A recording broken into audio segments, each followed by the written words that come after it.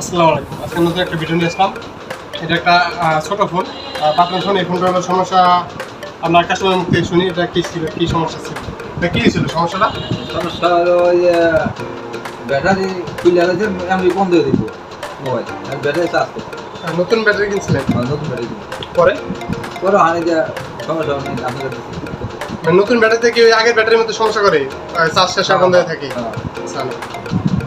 আপনারা শুনতে পারলেন, এটা এই ফোনটার সমস্যা হলো ফোনটা অটোমেটিক চার্জ খেয়ে ফোনটা বন্ধ করে ফেলে, মানে বন্ধ হয়ে যেত ওরা।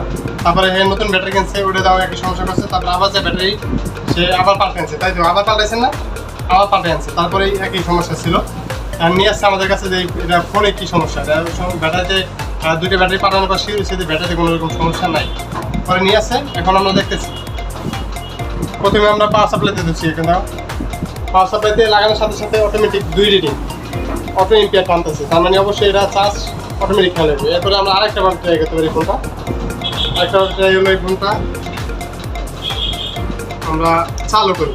চালু করার পরে স্লিপ মোডে যাওয়া পর্যন্ত আমরা অপেক্ষা করতেছি। স্লিপ মোডে যাওয়ার পর কি কোনো রিডিং টানে নাকি 0 থাকে? যদি 0 থাকে তাহলে ফোনের কোনো রকম শর্ট নাই। আর যদি আপনার কিছু রিডিং থাকে 1 2 3 4 5 যেরকম রিডিং থাকবে, থাকার পরে থাকলে ভাববো আমরা ফোনের শর্ট আছে।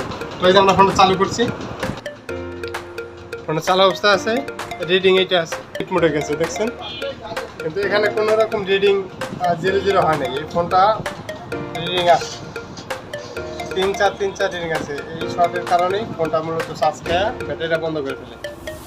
চলেন এই শর্ট আমরা কীভাবে রিমুভ করি আপনাদের সাথে শেয়ার করি। আমরা মনিটর দেখি শর্টটা কোথায় আছে। আমরা শর্ট ক্যাম দিয়ে এই কাজটা করতেছি না, অনেক সময়ের দরকার। আমরা অলরেডি শর্টটা দেখাই দিচ্ছি কোন পাস শর্ট। এখন আমরা এটা ভার্সনে দিয়ে দেখি। এই যে মূলত শর্ট, এই জায়গায় এই যে একটা ক্যাপাসিটার আছে দেখা যাচ্ছে, এই জায়গায় পানিতে পড়ছে অথবা কিছু একটা ছিল।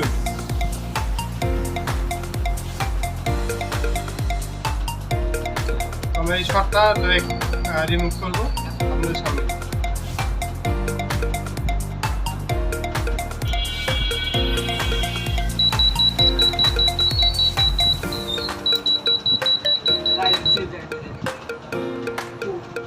অলরেডি শর্টটা আমাদের রিমুভ হয়ে গেছে। একটা ছোট্ট একটা ক্যাপাসিটার শর্ট ছিল, এই যে ক্যাপাসিটার এই জায়গায় শর্ট ছিল। থার্মালাইজারে কোনো রকম শর্ট আছে কি নেই, দেখতে পাচ্ছেন যে কোনো শর্ট নেই, শর্টটা চলে গেছে।